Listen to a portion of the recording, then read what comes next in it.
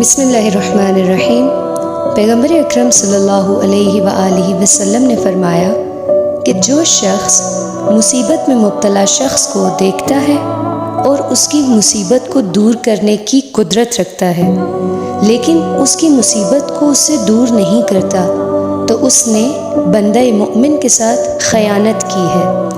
اور جو شخص احمق اور بیوقوف شخص کی رفاقت اور دوستی سے دوری اختیار نہیں کرتا تو ممکن ہے کہ وہ بھی اس اخلاق سے متصف ہو جائے۔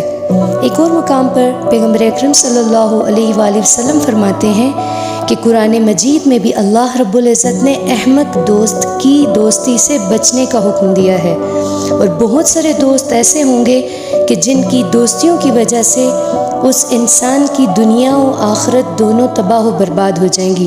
لہٰذا دوست اس کو بنائیں کہ جو دنیا و آخرت میں آپ کے لیے مددگار اور معاون ہو سکے۔